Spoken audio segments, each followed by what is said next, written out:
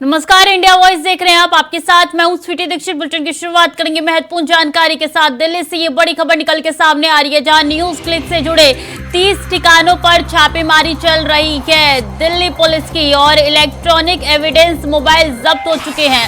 News click पर विदेशी funding का केस दर्ज है और इस मामले में न्यूज क्लिक से जुड़े तमाम पत्रकारों के घर पर छापेमारी चल रही है।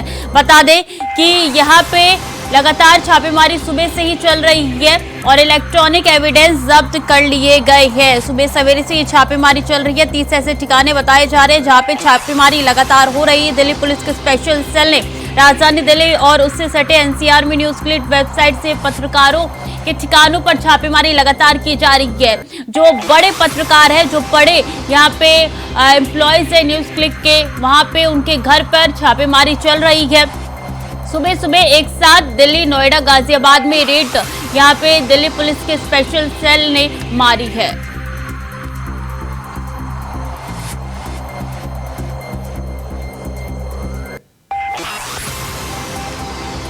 इसी खबर पर ज्यादा जानकारी के साथ अभिजीत कुमार दिल्ली से जुड़ चुके हैं। अभिजीत, 30 ऐसे ठिकाने बताए जा रहे हैं जहां पर छापेमारी चल रही है, अभी क्या अपडेट है आपके पास? बताना चाहूंगा, दिल्ली एनसीआर समेत लगभग अलग अलग ठिकानों पर 30 ठिकाने पर जो न्यूज क्लिक जो संस्थान है उसके जो तमाम जो से जुड़े हुए जो जर्नलिस्ट हैं, जो पत्रकार हैं, उनके घर और दफ्तर पर ये छापेमारी की जा रही है। और ये जो छापेमारी की जा रही है वो दिल्ली पुलिस की स्पेशल सेल द्वारा जो छापेमारी की जा रही है। दरअसल आरोप है, आपको बताना चाहूंगा कि बीते विगत 2021 का मामला है जिसमें दिल्ली पुलिस की आर्थिक अपराध शाखा द्वारा एक मामला दर्ज किया गया था, जिसमें जो लगातार जो मामला चल रहा है कि चीन द्वारा प्रायोजित खबरें चलाने का आरोप लगाया गया था। तो इन्हीं तमाम चीजों को लेकर के जो न्यूज क्लिक के जो तमाम जो जुड़े हुए संस्थानों से जुड़े हुए पत्रकार हैं, उनके घर और दफ्तर पर यह छापेमारी की जा रही है और लगातार जांच की जा रही है। क्योंकि 2021 में जब मामला दर्ज हुआ था तो उस समय हाईकोर्ट की तरफ से प्रमोटरों को कुछ गिरफ्तारी से राहत जरूर दी थी, लेकिन अब एक बार फिर से लगातार जो दिल्ली पुलिस एक्टिव हुई है और स्पेशल सेल द्वारा ये जो लगातार जो छापेमारी वो आज की जा रही है। यूएपीए के तहत अभिजीत ये कार्रवाई लगातार चल रही है। 30 ऐसे ठिकाने बताए जा रहे हैं। क्या अभी तक कोई सबूत यहाँ पे दिल्ली पुलिस के स्पेशल सेल के हाथ में लगा है?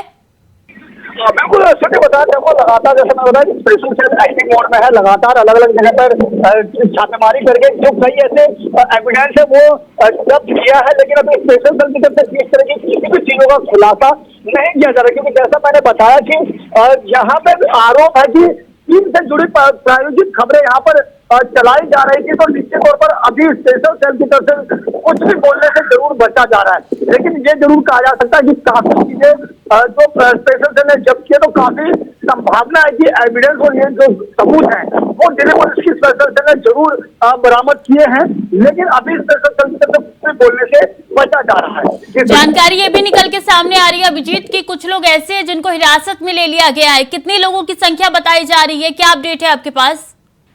बिल्कुल सूची बताना चाहूंगा, अभी इसको लेकर के स्पेशल सेल की तरफ से कोई आधिकारिक तौर पर जानकारी नहीं दी गई है, लेकिन हाँ ये जरूर जिस तरीके से अलग अलग जगह छापेमारी की जाए तो बड़े लोग जो संस्थान से जुड़े हुए हैं, जो एक बड़े प्रमोटर के तौर पर जुड़े हुए हैं, उनको जरूर हिरासत में लिया गया। पूछताछ उनसे की जा रही है। पूछताछ के बाद जैसा भी स्पेशल सेल की तरफ से जो संभावना होगी, अगर उनके खिलाफ कोई सबूत मिलता है, कोई एविडेंस अगर संभावना है कि गिरफ्तारी की जा सकती है। लेकिन वो सारी की सारी चीजें जो निर्भर करती है वो तमाम जो पूछताछ और जो जांच की जा रही है उसके बाद ही निर्भर कर पाएगा। तो उसके बाद ही कहा जा सकेगा कि कितने लोगों की गिरफ्तारी होनी है और कितने लोगों की गिरफ्तारी होगी और क्या क्या जो एविडेंस है वो पुलिस के हाथ में लगे हुए हैं। कितने पुलिस बल की संख्या बताई जा रही है जो 30 ठिकानों पर छापेमारी कर रही है अभिजीत? बिल्कुल बताना चाहूंगा, यहाँ पुलिस की जो स्पेशल सेल की टीम है तो पूरा का पूरा जो पुलिस महकमा है वो यहाँ पर बड़ी संख्या में पहुंचा हुआ है। पुलिस के आला अधिकारी खुद यहाँ पर मौके पर पहुंचे हुए हैं और वो खुद इस पूरी स्थिति का मुआयना कर रहे हैं कि अपने सामने वो ठीक कर सके और जो फैक्ट है उस फैक्ट के आधार पर कार्रवाई की जा सके। तो बड़ी संख्या में पुलिस है, खुद पुलिस के आला अधिकारी यहाँ पर पहुंचे और वो अपने नेतृत्व में तमाम जो कार्रवाई है वो कर रहे हैं। अर्धसैनिक बल को भी तैनात किया गया है मौके पर। बिल्कुल, यहाँ पर अर्धसैनिक बल को भी तैनात किया गया है, क्योंकि न्यूज मिली एक बहुत बड़ा संस्थान माना जाता है। न्यूज पोर्टल के मुताबिक तो निश्चित तौर पर एक ऐसा संस्थान पर छापेमारी करना कहीं ना कहीं संभावना जताई जाती है कि कोई ऐसी विकट परिस्थिति ना बन जाए। तो ऐसे चीजों को ध्यान में रखते हुए यहाँ पर अर्धसैनिक बलों को भी तैनात किया गया है। पर सवाल अभिजीत ये उठ रहे हैं कि 17 अगस्त को जब यूएपीए के तहत केस दर्ज किया गया तो आखिर 2 महीने बाद छापेमारी क्यों? जी माफी चाहूंगा, सवाल दोहराएंगे। अभिजीत, 17 अगस्त को यूएपीए के तहत केस दर्ज किया गया था और ये छापेमारी आज हो रही है, यानी तकरीबन 2 महीने के बाद। आखिर इतना लेट क्यों लगा छापेमारी में? अगर कार्रवाई करनी थी तो पहले क्यों नहीं की गई? देखिए, बिल्कुल हर चीज का एक प्रक्रिया होती है, संवैधानिक प्रक्रिया होती है। महज केस दर्ज करने के बाद सर्च करना या इस तरीके से जांच करना, वो भी एक साथ लगभग 30 करोड़ उससे अधिक स्थानों पर छापेमारी करना, कहीं ना कहीं उसकी पूरी प्रक्रिया होती है। और वो भी जब एक बड़ा मीडिया संस्थान हो और उसके खिलाफ अगर इस तरह की कोई जांच करनी हो, तो निश्चित तौर पर दिल्ली पुलिस के पास तमाम वो एविडेंस, तमाम वो ठोस चीजों को रखना पड़ता है, जिसके बाद कार्रवाई करने के लिए वो अग्रसर होते हैं। तो निश्चित तौर पर कहा जा सकता है कि जब तक उनके हाथ में पूरी कानूनी प्रक्रिया तरीके से नहीं हुई, तब तक वो कार्रवाई करने से बचे थे। लेकिन अब वो एक बार जब उनके हाथ में कानूनी कार्रवाई पूरी तरीके से जो प्रक्रिया के तहत जो होता है, तो निश्चित तौर पर अब ये कार्रवाई की जा रही है। ये बताइए कि दफ्तर सील कर दिया गया है न्यूज क्लिक का, या वहाँ पे काम लगातार जारी है? नहीं, बिल्कुल अभी काम जारी नहीं है। ये नहीं कहा जा सकता कि काम जारी है, क्योंकि अभी दफ्तर सील भी नहीं किया गया, क्योंकि अभी छापेमारी का जो सिलसिला है वो लगातार जारी है। तो निश्चित तौर पर जैसा मैंने कहा कि जो भी सबूत, जो भी एविडेंस पुलिस के हाथ में लगते हैं, तो उस सबूतों के आधार पर पुलिस की तरफ से कार्रवाई की जाएगी। लेकिन अभी ना तो वहाँ पे कोई काम हो रहा है और ना ही अभी कोई दफ्तर सील करने की बात सामने आई है। तो निश्चित तौर पर अभी जो जांच है, अभिजीत, और जानकारी ये भी आ रही है कि पूरी छापेमारी के बाद प्रेस कॉन्फ्रेंस यहाँ पे दिल्ली पुलिस द्वारा की जाएगी और उसमें सारा सच निकल के सामने आ जाएगा। बहुत बहुत शुक्रिया आपका तमाम जानकारियों के लिए। चलिए खबरों में आगे बढ़ेंगे। अलीगढ़ से बड़ी खबर निकल के सामने आ रही है। एएमयू में 2 गुटों के बीच में कई राउंड फायरिंग हुई है। फायरिंग से कैंपस में दहशत फैली हुई है। 3 छात्र मेडिकल कॉलेज में भर्ती और जांच में पुलिस जुटती हुई नजर आ रही है। एएमयू में एक बार फिर से यहाँ पे ये फायरिंग हुई है और बता दें कि इससे कैंपस में दहशत फैली हुई है। 3 छात्र मेडिकल कॉलेज में भर्ती बताए जा रहे हैं, जो कि इस पूरी फायरिंग में घायल हुए हैं और पुलिस आगे की जांच पड़ताल में जुटी हुई है। पुलिस का यहाँ पे पहरा आपको नजर आ रहा है। एएमयू में एक बार फिर से फायरिंग हुई है। एएमयू में कई ऐसे घटनाएं होती रहती है। अब ये खबर निकल के सामने आई है कि यहाँ पे रात में फायरिंग हुई है। 3 छात्र मेडिकल कॉलेज में भर्ती बताए जा रहे हैं, जो कि घायल है। जांच में पुलिस जुटती हुई यहाँ पे नजर आ रही है। तो 2 ग्रुप ऐसे हैं जहाँ पे फायरिंग हुई है। एएमयू में संस्थान है, यूनिवर्सिटी है और 2 गुटों में फायरिंग की खबर ये निकल के सामने आ रही है। फायरिंग से कैंपस में दहशत फैली हुई है। इसी खबर पर ज्यादा जानकारी के साथ मोहम्मद शहनवाज हमारे साथ जुट गए हैं सीधे अलीगढ़ से। मोहम्मद, क्या था ये पूरा मामला? किस विवाद में फायरिंग हुई है? क्या जानकारी है आपके पास? मैडम, देर रात की ये घटना है जिसमें वीएम हॉल के पास 2 छात्र गुट आपस में बैठकर किसी बात को लेकर बात कर रहे थे। इसी दौरान दोनों ही गुट में किसी बात को लेकर विवाद हो गया, जिसके बाद दूसरे गुट ने दूसरे गुट पर फायरिंग कर दी और फायरिंग करके सभी लोग मौके से फरार हो गए। जिसके बाद वीएम हॉल से गायब होने के बाद एसएस नॉर्थ हॉल पहुंच गए और वहां से उनको दोबारा से फोन किया जाता है कि आज के बैठकर समझौता कर लेते हैं, बात कर लेते हैं।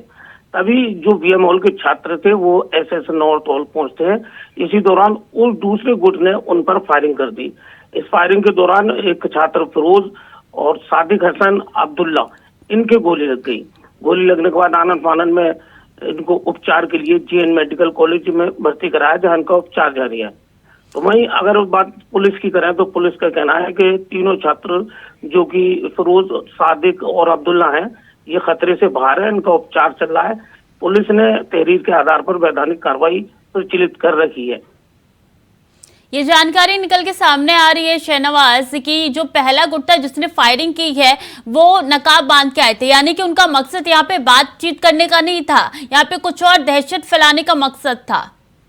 पहले जो जानकारी है वीएम हॉल पर इन दोनों गुटों के बीच बात हुई थी। उसके बाद जब एसएस नॉर्थ इनको बुलाया गया है तो धोखे से इन पर हमला करते हुए फायरिंग की गई है, जिसमें 3 छात्रों के गोली लगी हैं। ये यूनिवर्सिटी के ही छात्र थे ना? मैडम अभी तक प्रॉक्टर का ये कहना है कि हमारी तरफ से कोई पुष्टि हुई नहीं है कि ये छात्र एमयू के हैं। हाँ। जबकि इसमें एक छात्र डॉक्टर बताया जा रहा है। तो क्या ये दोनों के दोनों गुट में पहले से विवाद चलता आ रहा था या पहली बार था ये सीन? ऐसी जानकारी मिल रही है कि दोनों गुटों में पहले से ही किसी बात को लेकर विवाद चल रहा था और इसी बात को लेकर देर रात इन दोनों में बात करने का प्रस्ताव रखा गया था, जिसके बाद किसी बात को लेकर दोनों गुटों में फिर से विवाद हुआ था। ठीक है, बहुत बहुत शुक्रिया आपका तमाम जानकारी के लिए शहनवाज।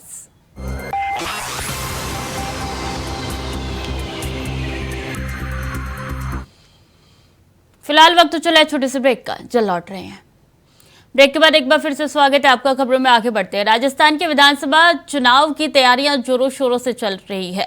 बीजेपी, कांग्रेस और बाकी राजनीतिक पार्टियों के नेताओं के दौरे रैलियों के जरिए मैदान में उतरकर जोर आजमाइश कर रहे हैं। विधानसभा चुनाव का बिगुल बज चुका है। पूर्व मुख्यमंत्री वसुंधरा राजे बाड़मेर दौरे पर रही। इस दौरान एक अलग ही सियासी समीकरण देखने को मिला है, जिससे राजनीतिक गलियारों में चर्चा शुरू हो चुकी है। पूर्व मुख्यमंत्री वसुंधरा राजे एक कार्यक्रम में पहुंचे। इस दौरान बाड़मेर से कांग्रेस विधायक और गौ सेवा आयोग अध्यक्ष मेवाराम जैन ने पांव छूकर उनका आशीर्वाद लिया। इस पर वसुंधरा राजे ने कहा कि आप आए, आपको देखकर अच्छा लगा। यह ऐसा कार्यक्रम है जिसने हम सबको जोड़ने का काम किया है। सीएम अशोक गहलोत के करीबी कांग्रेस विधायक का पैर छूने का ये वीडियो सोशल मीडिया पे वायरल हो रहा है। इस वीडियो के वायरल होने के बाद राजनीतिक गलियारों में हलचल मच गया है।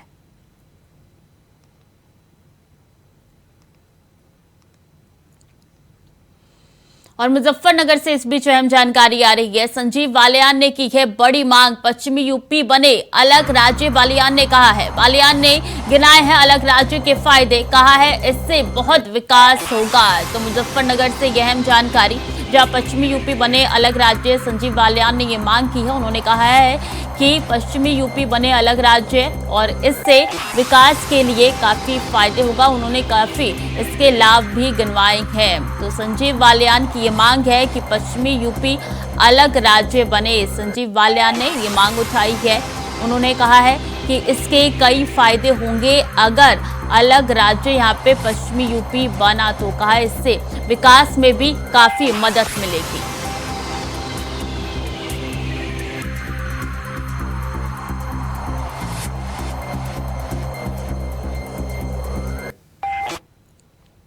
जो मैंने कल बात कही थी वो आप भी चाहते हैं, वो जो यहाँ लोग हैं सब चाहते हैं। मैंने तो आपकी आवाज़ को आवाज़ दी है।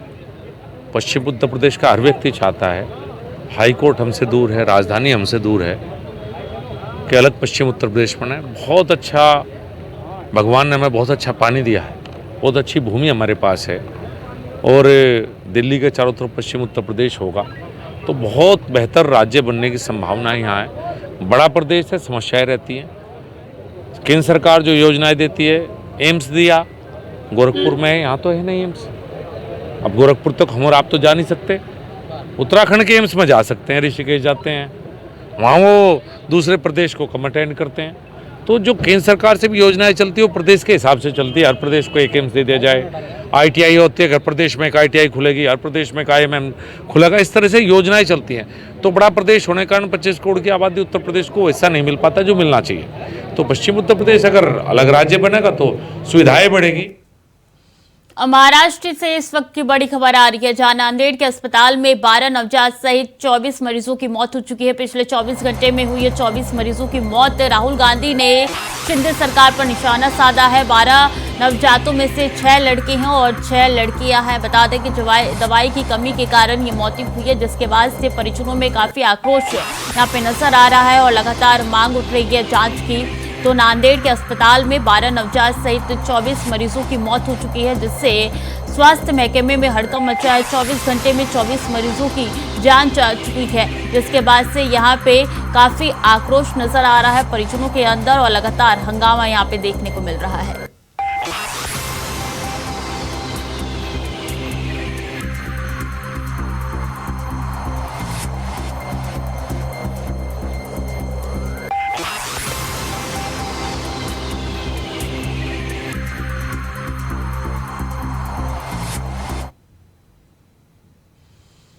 और आम आदमी पार्टी ने उम्मीदवारों की लिस्ट जारी की है। आपने एमपी के 29 उम्मीदवारों की सूची जारी की है। बता दें कि एमपी में आगामी विधानसभा चुनाव के मद्देनजर लिस्ट जारी कर दी है। आम आदमी पार्टी ने इंदौर की 3 और भोपाल की 2 सीट पर प्रत्याशी का नाम तय कर दिया है। आम आदमी पार्टी ने पूर्व बीजेपी विधायक ममता मीना का भी नाम इसमें शामिल है। तो आम आदमी पार्टी भी एमपी के रन में उतरती हुई नजर आ रही है। 29 उम्मीदवारों की सूची आम आदमी पार्टी ने जारी कर दिया है। मध्य प्रदेश के चुनाव में बिगुल अब आम आदमी पार्टी ने बजा दिया है। बता दें कि एमपी में आगामी विधानसभा चुनाव के मद्देनजर ये लिस्ट जारी की गई है और आपकी टीवी स्क्रीन पर यह लिस्ट है जिसमें 29 उम्मीदवारों के नाम है। और ऐसे में अब आम आदमी पार्टी ने अपनी प्रत्याशी जो है वो चुनावी मैदान में उतार दिया है।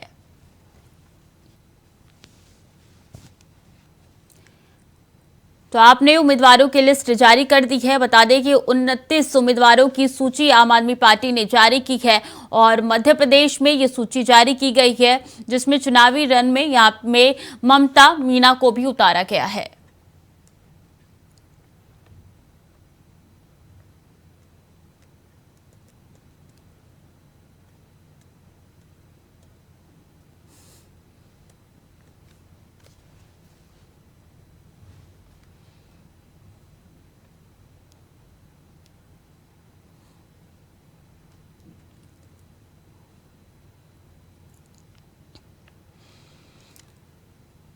और शहरों में नागरिक सुविधाओं का आकलन कराएगी सरकार। नगर विकास विज्ञान एवं प्रौद्योगिकी विभाग आकलन करेगी। रिमोट सेंसिंग जीआईएस तकनीकी के जरिए तैयार कर रहे हैं कार्य योजना। पहले चरण में 126 नगर निकायों के लिए साइंटिफिक डाटाबेस तैयार किया जाएगा।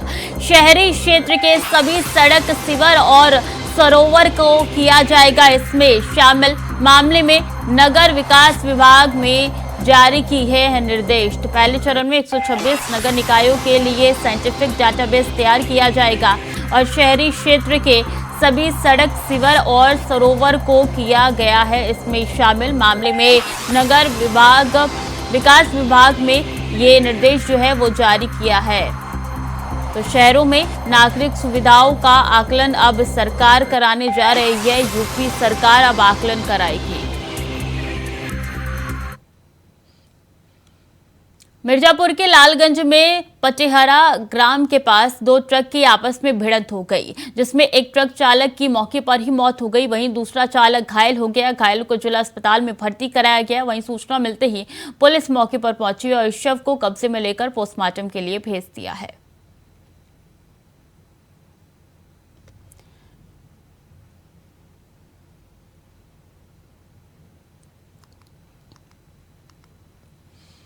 और देवरिया जिले के रुद्रपुर थाना कोतवाली क्षेत्र के फतेहपुर गांव में खूनी संघर्ष हुआ है जहां जमीनी विवाद के चलते पूर्व जिला पंचायत सदस्य प्रेम यादव समेत 6 लोगों की हत्या कर दी गई है। दरअसल आज सुबह पूर्व जिला पंचायत सदस्य प्रेम यादव की हत्या हो गई जिसका बदला लेने के लिए मृतक प्रेम यादव के परिजनों ने सत्य प्रकाश दुबे के परिवार के 5 सदस्यों की निर्मम हत्या कर दी।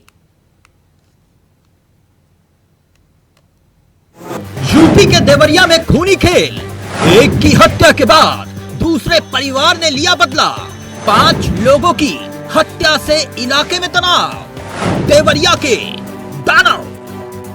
यूपी के देवरिया में जमीनी विवाद के चलते 2 पक्षों में ऐसा खूनी संघर्ष हुआ कि पूरा यूपी दहल उठा। जिसने भी इस वारदात की दास्तान को सुना वो दंग रह गया क्योंकि इस वारदात में अभी तक 6 लोगों की मौत की लीला हमेशा हमेशा के लिए खत्म हो गई, जबकि कई लोग अभी भी जिंदगी और मौत के बीच में जंग लड़ रहे हैं। सवाल ये कि इस हत्याकांड को किसने और क्यों अंजाम दिया। पूरा मामला थाना रुद्रपुर के करीब फतेहपुर गांव का है, जहां 2 पक्षों में जमीनी विवाद को लेकर पुरानी रंजिश चल रही थी। इसी के चलते सोमवार सुबह उनके बीच खूनी झड़प हो गई, जिसमें 6 लोगों की बेरहमी से हत्या कर दी गई। घटना के बाद पूरे इलाके में हड़कंप मच गया। फिलहाल गांव में तनाव का माहौल है। इस वक्त फतेहपुर गांव में चप्पे चप्पे पर पुलिस तैनात है। 6 लोगों की मौत से पुलिस प्रशासन सख्ते में है और मौके पर पीएसी तैनात है। वहीं इस हत्याकांड के बाद सीएम योगी ने भी प्रशासन को सख्ती से निपटने का संदेश दिया है। बकायदा सीएम ने ट्वीट करके लिखा कि जनपद देवरिया की दुर्भाग्यपूर्ण घटना अत्यंत दुखद एवं निंदनीय है। मेरी संवेदनाएं शोक परिजनों के साथ है। एडीजी, कमिश्नर, आईजी को मौके पर पहुंचकर कठोरतम कार्यवाही तथा जिला प्रशासन के अधिकारियों को घायलों के समुचित उपचार के निर्देश दिए गए हैं। इस घटना के दोषियों को किसी भी कीमत पर बख्शा नहीं जाएगा। अब इस हत्याकांड के बाद सियासत का साया भी मंडराता हुआ दिख रहा है। बकायदा विपक्ष में बैठी समाजवादी पार्टी ने भी इस पूरी घटना पर सरकार और प्रशासन को सवालों के कटघरे में खड़ा करने में देर नहीं की। समाजवादी पार्टी ने अपने ट्विटर हैंडल से ट्वीट किया कि सरकार व प्रशासन की विफलता के कारण देवरिया में जमीनी विवाद में 6 लोगों की हत्या दुखद। योगी सरकार आम जन को न्याय दिलाने में अक्षम है। भ्रष्टाचारी पुलिस के उत्पीड़न से तंग आकर होती है ये घटनाएं। पैसा लेकर विवाद को उलझाकर शोषण करती है पुलिस। प्रशासन का आम जन पीड़ित, कानून व्यवस्था ध्वस्त। यकीनन देवरिया में इंसान दानव बन गए और इस हत्याकांड को अंजाम दे बैठे। प्रशासन भले ही वारदात के बाद एक्शन में है, मगर सवाल ये कि आखिरकार समय रहते अगर ये एक्शन और तेज पहले हुआ होता तो शायद जमीनी विवाद खूनी खेल में तब्दील ना होता। Bureau report, India voice, Deoria. तो फिलहाल के लिए बुलेटिन में इतना ही। खबरें लगातार जारी है, देखते रहिए इंडिया वॉइस।